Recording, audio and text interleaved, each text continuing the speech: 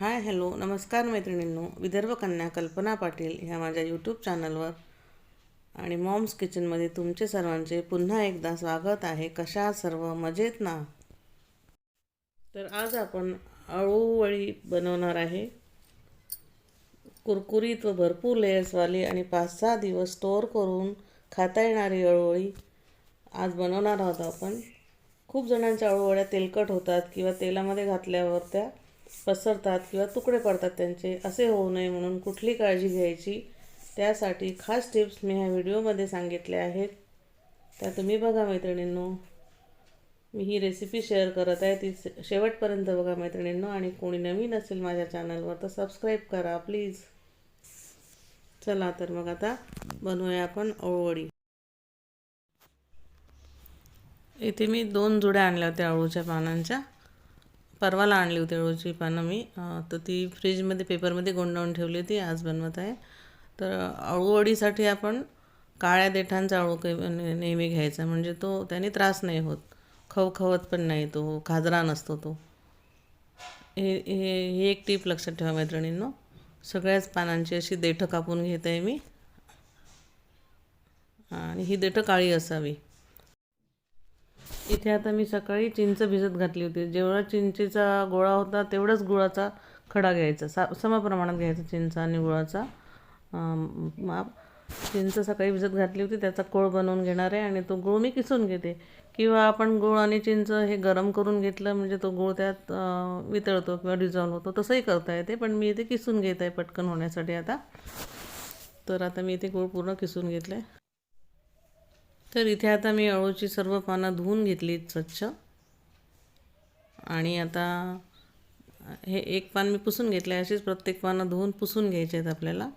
आणि अळूचं पान हे देठाजवळ थोडं कडक असतं, तर ती अळूची वडी बनवताना वळवता नाही येत. म्हणून त्यासाठी आपण काय करायचं, लाटण्याने तिथं प्रेस करायचं, असं मग ते नरम होऊन जातं. मग आपण जेव्हा वडी बनवतो, अळूवडी बनवतो, ती छान वळवता येते आपल्याला पाहिजे त्या आकारात अशी. इथे आता मी वाटण तयार करत आहे अळूवडीच्या सारणात टाकायला, बेसनमध्ये कालवायला. 4-5 मिरच्या घेतल्या आहेत. 8-10 लसणाच्या पाकळ्या घेतल्या. आणि आता भरपूर कोथिंबीर घेऊ आपण. कोथिंबीरचं प्रमाण भरपूर घ्यायचं. जिरं टाकलं 1 चमचा. आणि आता खास इन्ग्रेडियंट्स जे खूप महत्त्वाचं आहे, त्याने अळूवडी खाजवणार नाही, घशात खवखव होणार नाही, ते म्हणजे खोबरं. जर तुमच्याकडे ओल्या नारळाचं खोबरं असेल किंवा म्हणजे ओलं नारळ असेल खवलेलं किंवा किसलेलं तर तेच घ्यायचं. किंवा नसेल तर सुकं खोबरं घेतलं तरी चालेल. आणि हे सर्व मिक्सरला वाटून घेऊया. असं वाटण तयार झालं आहे.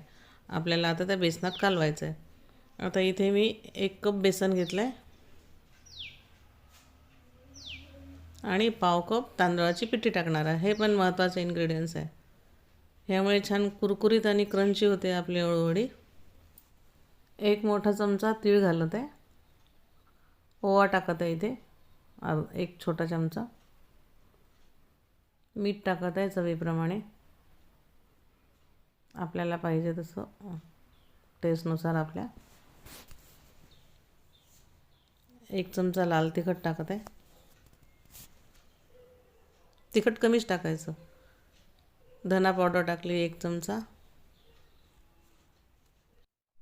हळद टाकली आता 1 चमचा. आणि जे वाटण वाटलं होतं आपण ते टाकूया आता या बेसनामध्ये. आणि हे वाटण वाटताना मिक्सरच्या भांड्यात पाणी नाही टाकायचं, तसंच कोरडंच वाटायचं. आता इथे गूळ टाकत आहे किसून घेतलेला मी. किसून घेतला म्हणजे तो लवकर मिक्स होऊन जातो सगळ्या मिश्रणामध्ये. आणि आता चिंचेचा कोळचं पाणी घेते मी, हातावरच झारून घेते.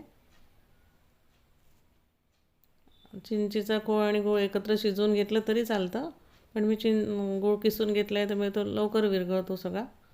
असं हातावरच झारून घेतलं आहे चिंचेचं, कारण सकाळीच भिजत घातली होती मी, छान भिजली ती. आणि आता हे मिश्रण छान कालवून घेऊ आणि मिश्रण तयार करून घेऊया. सर्व साहित्य एकत्र कालवून घेऊ. आता हे सर्व साहित्य एकत्र करून कालवून घेऊया. मी हातानेच कालवत आहे इथे. हाताने छान सर्व साहित्य एकत्र कालवून घेऊया, म्हणजे ते सगळं साहित्य मिक्स होतं नीट. ते चमच्याने केल्यापेक्षा मी हातानेच कालवून घेत आहे. मी तुम्हाला याआधी सांगितलं होतं की अळूवळी कधी कधी घशात दाटल्यासारखी होते, तर तुम्ही बघितलंच असेल की मी ह्या सारणात कोथिंबिरीचा वापर खूप केला आहे. त्याचप्रमाणे खोबरं किसही घातला आहे छोटी वाटी, आणि जर असलं तर ओल्या नारळाचा चवच घालायचा. त्यामुळे त्या खोबऱ्यामुळे बेसन रवाळ होते आणि वडी घशात दाटत नाही, दाटल्यासारखी होत नाही ती, आणि वडीला खूप छान चव पण लागते मग खोबऱ्यामुळे. तर असेल तर खोबरं घाला. आणि हे बघा मिश्रण तयार झालं आहे आता, आणि हे त्याची कन्सिस्टन्सी अशी पाहिजे, चमच्यातून असं एकसारखं पडलं पाहिजे. ते एक वेळा घेतलं की चमच्यातून खाली सरकलं पाहिजे, एवढं पातळ पाहिजे. फार पातळही नको आणि फार घट्टही नको. चला तर आता आपण इथे अळूवळी बनवायला घेऊया. इथे एक मोठं पान घेतलं आहे मी, त्यावर आता आपण तयार मिश्रण हातानेच पसरवूया त्यावरती, पानावरती. आणि सर्वीकडे सारखं लागलं पाहिजे, खूप जास्तही नको आणि खूप पातळही नको, समप्रमाणात लागलं पाहिजे ते मिश्रण. जर जास्त बेसन लागलं तर ते घशात दाटल्यासारखं होते. आता दुसरं पान विरुद्ध दिशेला ठेवायचं. दुसरं पान ठेवलं मी, त्याचं टोक त्या बाजूला असं उलटं ठेवायचं. ते इकडनं टोक होतं ते दुसरीकडनं ठेवायचं. अशीच सर्व पानांना आपण आता हे सर्व पीठ लावून ठेवूया. 5 पानांची एक वडी बनवणार आहे मी, एक रोल बनवणार आहे वडीसाठी. आता बनवून घेऊया सगळ्या पानांना लावून.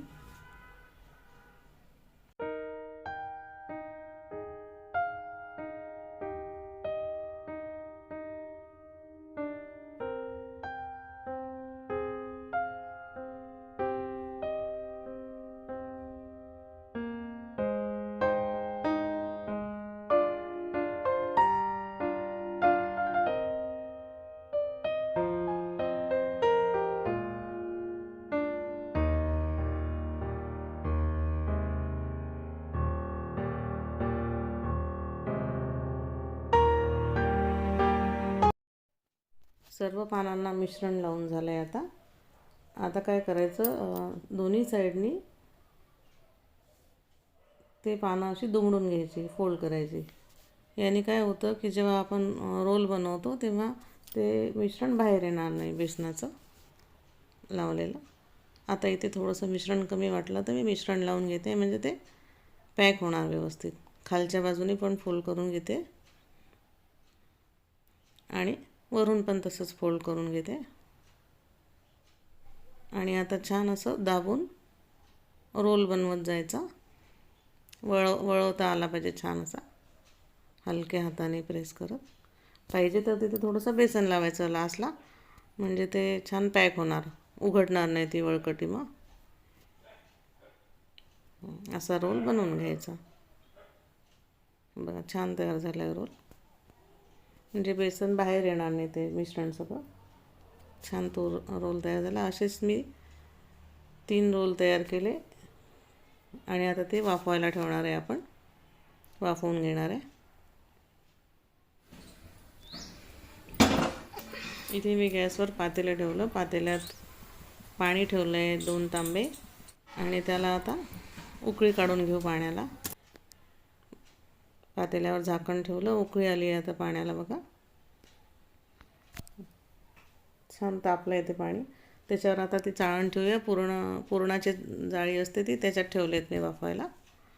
आणि आता त्याच्यावर परत एक झाकणे ठेवून एक 20 मिनटं वाफवून घेऊया आपण ते.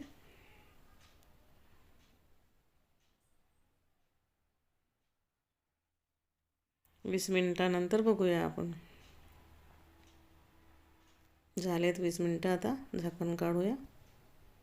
बघा छान तयार झालेत वाफवून आपले अळूवडीचे रोल. आणि आता हे गार झाल्यावर मग आपण त्याचे काप करून घेऊया. अळूचे रोल मी आता ताटात काढून घेते, आणि गार झाल्यावर अर्धा तासाने वगैरे त्याचे काप करून घेऊया. ती वडी गार झाल्यावरच काप करायचे, गरम असताना नाही. म्हणून ती वडी गार झाल्यावरच कापायची. झाल्यात वड्या गार, आता छान त्याच्या वड्या कापून घेऊया. अशाच मी सर्व वड्या कापून घेते. आणि बघा किती सुंदर झाल्या आहेत वड्या, किती छान कापल्या जाते. वडी कापताना आपली चाकू किंवा सुरी खालपर्यंत न्यायची, म्हणजे ते वड्या छान कापल्या जातात. तर अशा सगळ्या वड्या कापून घेते मी आणि मग तळायला घेऊया आपण. कढई ठेवली आहे गॅसवर वड्या तळण्यासाठी. तेल तापत आलं आहे आता. आणि वडी तळताना कधी हाय गॅसवर नाही तळायची, लो टू मिडियम गॅसच असायला हवा. आणि तुम्हाला जशी पाहिजे तशी वडी तळायची. कोणाला मीडियम कलरमध्ये आवडते, कोणाला डार्क कलरमध्ये म्हणजे ब्राऊन कलरमध्ये. माझ्याकडे डार्क कलरमध्ये तळलेली आवडते, म्हणजे ती क्रंची लागते, छान कुरकुरीत होते. तर मी तशी तळणार आहे. आपल्याला हवं तसं तळून घ्यायचं, आवडतात तशा. तुम्ही शॅलो फ्राय पण करू शकता, डीप फ्राय नको करायची असेल तर. कोणी कोणी मोहरीचं तेल करून त्याच्यामध्ये पण असं पॅनमध्ये टाकून जिरं मोहरीची फोडणी करून तसे शॅलो फ्राय करतात, ते पण छान लागतात. आणि वडी तळत असताना त्यात सारखा झारा घालायचा नाही, खालची झाल्यानंतरच त्या पलटवायच्या. सारखं सारखं घातलं तर त्याचे पदर सुटू शकतात, मग त्या हे होतात, तुटतात. त्यामुळे फार हलवायचं नाही त्यांना, मग त्या छान निघतात वड्या. अशा सर्व अळूवड्या तळून घेऊया आपण. कढईतल्या आता झाल्या आहेत डार्क ब्राऊन कलरमध्ये, तर त्या सर्व काढून घेऊया आता. आणि आमच्याकडे अशा डार्क कलरमध्येच आवडतात म्हणून मी डार्क तळत आहे. त्या सर्व काढून घेते आणि दुसरा लॉट टाकते आता. बघा किती छान गोल्डन रंगावर तळले आहेत, मस्त झाले आहेत, क्रंची होतात अशा. आता राहिलेल्या सगळ्या वड्या तळून घेते मी.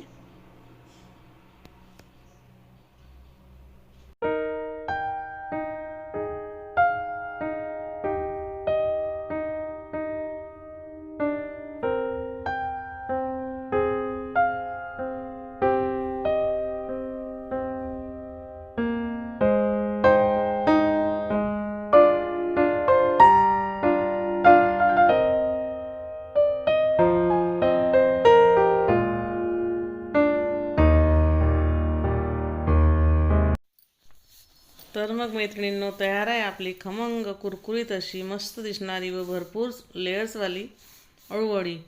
आणि मी आज ज्या टिप्स सांगितल्या छोट्या छोट्या, त्या तुम्ही नक्की फॉलो करा मैत्रिणींनो. आणि माझी आजची रेसिपी तुम्हाला आवडली का? आवडली असेल तर नक्की लाईक करा, शेअर करा. आणि कोणी नवीन असेल माझ्या चॅनलवर तर सबस्क्राईब करा मैत्रिणींनो. सबस्क्राईब करायला काही मेहनत नाही लागत. आणि शेजारी जे बेल आयकॉनचं बटन आहे ते प्रेस करा, म्हणजे माझे नवीन व्हिडिओ आले की तुम्हाला सर्वात पहिले नोटिफिकेशन येईल. बाय मैत्रिणींनो, भेटू पुढच्या नवीन व्हिडिओमध्ये.